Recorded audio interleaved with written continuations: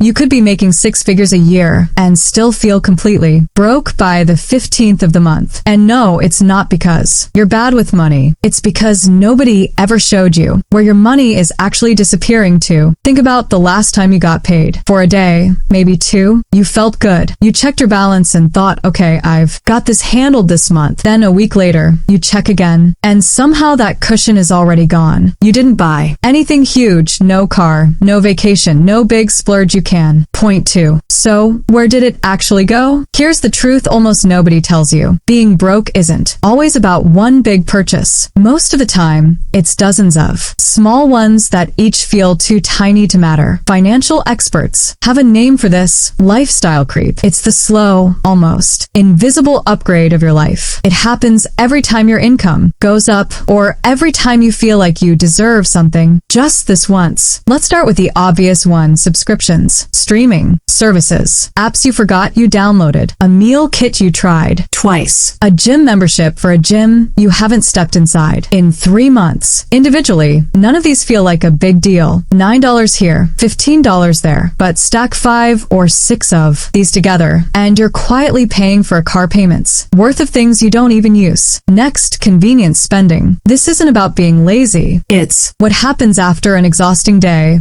when ordering food feels less like a purchase and more like self-preservation. 1. Order here, and there isn't the problem. The problem is when convenience quietly becomes your default instead of your exception. And you don't notice because each purchase is small enough to not count on its own. Then there's the treat yourself trap. Somewhere along the way, spending got rebranded as self-love. And treating yourself isn't the villain here, it never was. But when every hard day turns into a reason to buy something, your emotions start running your bank account instead of your actual goals. 4th, upgrading before you have to. A new phone before the old one even breaks. A nicer apartment the moment your lease is up, even though the old one was fine. A better car the second a raise hits your account. None of these choices are wrong by themselves. But if every extra dollar you earn instantly becomes an upgrade, your income can double and you will still feel exactly as broke as before. And 5th, the quiet one, comparing your life to everyone else's highlight reel. You see someone your age with a nicer car, a nicer place, better vacations, and some part of your brain quietly decides you need to catch up. Except you're not seeing their credit card statement. You're seeing a performance, and you're competing with it using your real money. Let me tell you about someone I'll call Jasmine. Jasmine got a real raise at 26, $12,000 more a year. She was thrilled, and she deserved to be. She upgraded her apartment. She got a nicer car. She started ordering food most nights because she felt like she'd finally earned it. A year later, she came to me confused. She was making more money than she'd ever made in her life, and somehow had less saved than before the raise. Nothing she bought was crazy on its own. It was everything all at once, a little bit at a time. That's lifestyle creep. It doesn't look like one bad decision. It looks like 20 small, completely reasonable ones stacked on top of each other. So here's what actually works, and it's a lot simpler than a spreadsheet. First, for 1 week, write down every single purchase, no matter how small. A coffee, a subscription, renewal, a delivery fee. Not to judge yourself for any of it, just to actually see it. Most people are shocked by what they find, not because of one big expense, but because of how many tiny, nothing purchases quietly add up. Second, the next time a raise or extra income comes in, move a percentage of it straight into savings. Do this before you ever see it sitting in your checking account. If you never see it, you never adjust your lifestyle around it. Third, give yourself a 24-hour rule on anything over $50 that isn't a bill or a genuine necessity. Not to say no forever, just to separate an impulse from an actual decision. So no, you are not bad with money. You've just never been shown where it quietly leaks out. The 15th of the month doesn't have to feel like a mystery every single time. Before your next paycheck even lands, pick just one of these 3 things and actually do it. That's the entire difference between staying stuck and finally seeing where your money goes. If this helped you notice something you hadn't seen before, subscribe. Every week,